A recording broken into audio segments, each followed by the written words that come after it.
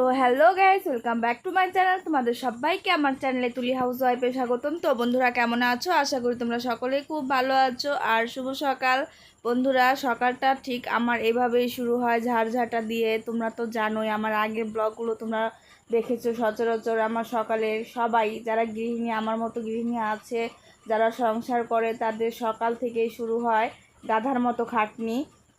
তো আমি দেখো পিসি বাড়ি এসেছি। তো পিসি তো বৌদিটা মানে আমার যাটা বাড়িতে নেই, তো কাজ করার মতো তেমন কেউ নেই। তো আমি এসে কোথাও বসে থাকতে পারি না। তো পিসি বাড়ি আসলাম। এসে আমি পিসি আমাকে কতবার মানা করছে, কাজ করবি না কাজ করবি না, কিন্তু আমি কি আর বসে থাকার লোক? সত্যি কথা বলতে কি, কাজ করতে করতে এখন একটা অভ্যাস হয়ে গেছে, কাজ না করলে ভালো লাগে না। সকাল থেকে উঠে মনে করো আমার কিছু না কিছু করতেই হবে, এটা একটা নিত্যদিনের রুটিন হয়ে গিয়েছে। আগে যখন মা বলতো তুলি এই কাজটা করে দে, ওটা করে দে, তখন আমি বলতাম তোমার কাজ তুমি করে নাও।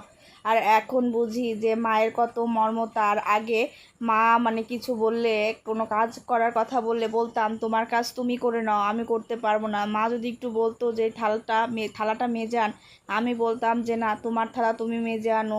তো অনেক মাকে কষ্ট দিয়েছি, মার কাপড়টাও ধুয়ে দিইনি। এখন মনে পড়ছে মার কথাটা, খুব খুব খারাপ লাগে মাঝে মাঝে। এত লোকের মানে কাপড় চোপড় ধুই, কিন্তু যখন মনে পড়ে, যখন আমি কাপড়টা ধুই তখন আমার মায়ের কথা মনে পড়ে। যখন আমার মা স্নান করে কাপড়টা এগিয়ে দিত, বলতো যে তুই কাপড়টা ধুয়ে দে মা, আমি বলতাম যে পারবো না, তোমারটা তুমি ধুয়ে নাও। এবং কি আমি স্নান করে আমার কাপড়টাও আমি রেখে দিতাম মার জন্য। তো এখন বুঝতে পারি মা হওয়াটা কত কঠিন, এত সোজা না। তো যাই হোক, মাকে সকাল সকাল খুবই মনে পড়ছিল। আর আমি দেখো পিসি বাড়ি এসে পিসি আমাকে খুবই রাগারাগি করছে।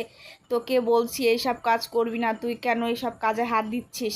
আমি বললাম যে না পিসি, আমার কাজ ছাড়া ভালো লাগে না। সকাল সকাল বলো তো, সকালে উঠলেই তো সংসারে মেয়েদের তোমার গোবর তারপরে ঝাঁটা এগুলো হাতে নিতে হয়, তাই না? যাই হোক, আমি সকাল সকাল ঘর দুয়ার সব কিছু ঝাড়া দিয়ে নেব।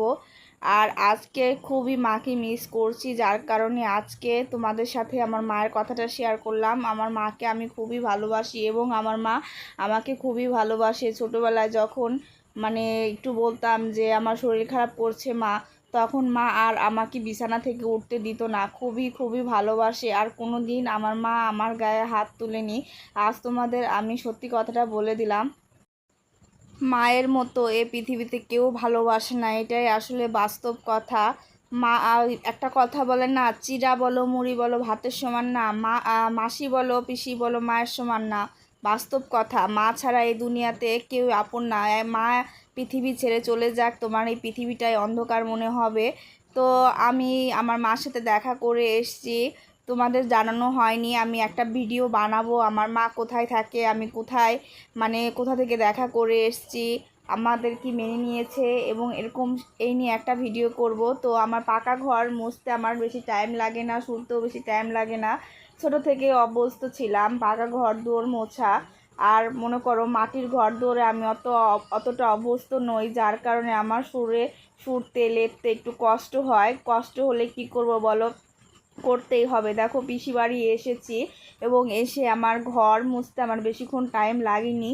যাই হোক, ঘরটা মুছে নেব।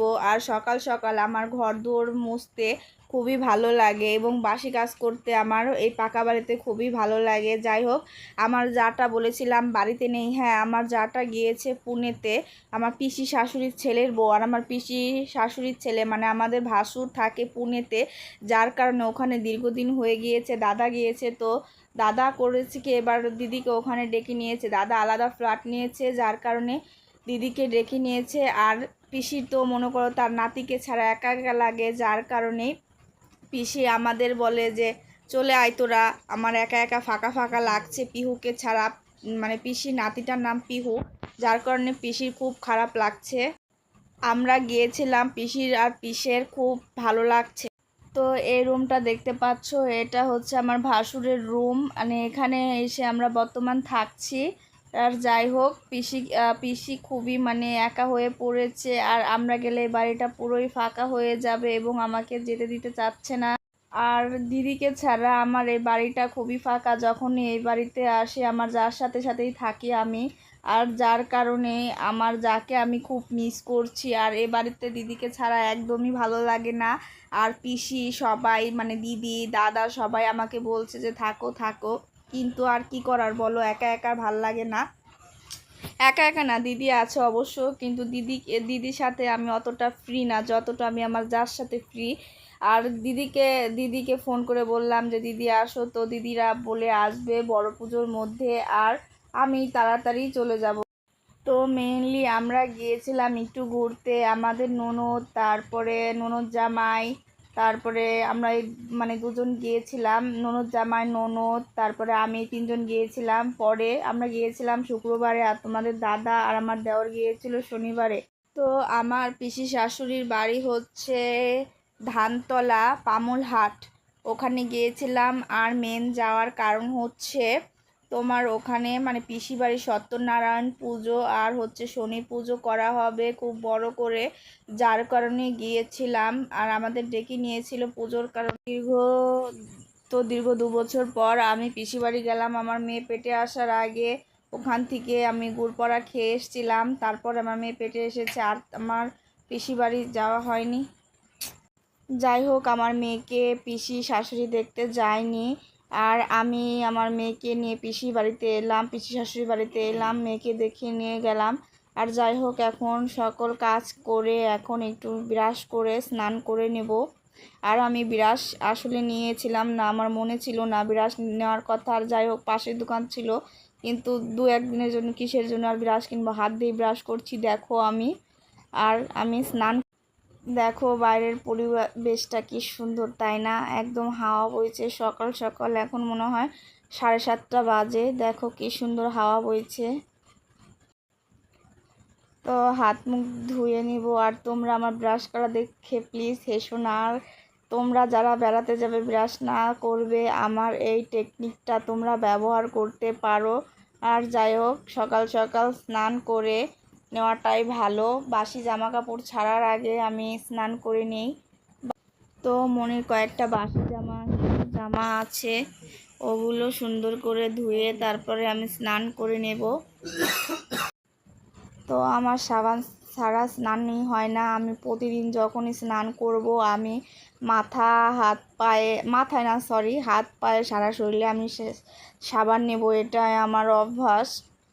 তো তোমরা কমেন্ট করে আমাকে বলো তোমরা কারা কারা প্রতিনিয়তই সাবান ইউজ করো আমার মতো। আর তোমাদের দাদা মাসে একবার সাবান ব্যবহার করে, তোমাদের কি হাসি পাচ্ছে? প্লিজ কমেন্টে জানিও কারা কারা মাসে একবার সাবান ইউজ করো তোমাদের দাদার মতো। তো ওই দেখো, আমার মেয়ে তার ঠামাকে কাজ করে দিচ্ছে, আমার পিসি শাশুড়িকে কাজ করে দিচ্ছে, দেখতেই পাচ্ছ। তো আমার যখন মার কথা মনে পড়ে যায়, আর বেশি মনে পড়ে যায় যখন আমি স্নান করি, আর যখন আমি কাপড় চোপড় ছাড়ার পর যখন আমার কাপড় চোপড়টা ধুতে মন চায় না, তখন বেশি বেশি আমার মাকে মিস করি। আর মনে পড়ে যায় যে মা হওয়াটা আসলেই কত কষ্টের। তো সকাল সকাল স্নানটা সেরেই নেই, আর স্নান সেরে আজকে বাড়িতে পুজো আছে, আর তোমাদের এই পুজোর ভিডিওটা আমি আলাদা করে ছাড়বো, তোমরা সবাই দেখে নিবে প্লিজ। আর এই গরমে না প্রচুর প্রচুর মাথা ময়লা হয় না, তোমার মাথাটা আঠা হয়ে যায়, যার কারণে মানে নারকেল তেল আমি ইউজ করি না, কুমারিকা ইউজ করতাম, কিন্তু নারকেল তেল দেওয়ার ফলে 2-1 দিন না যেতে যেতে চুল আঠা হয়ে যায় আর খুব বিশ্রী লাগে। তো ভালো করে আমি শ্যাম্পুটা করে নেব সকাল সকাল। আর ভাবছি যে সকালে আমার যে হাত মুখ ধুতে গিয়ে ঠান্ডা লেগে যেত, সেই মেয়ে এখন সকাল সকাল স্নান করে সব কিছুই করে নেয়, সংসারের কাজ করে নেয়। তো ভাবতেই কেমন যেন লাগে, তাই না বলো?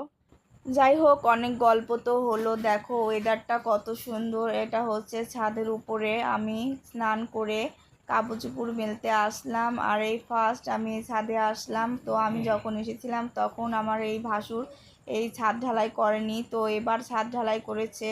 আর যাই হোক, সুন্দর করে আমি কাপড় চোপড়গুলো নেড়ে দেবো। আর ওয়েদারটা আমার কাছে খুবই ভালো লাগছে। আর তোমরা কমেন্ট করে বলো দিদিভাইরা আমাকে শাড়ি পরে কেমন লাগছে।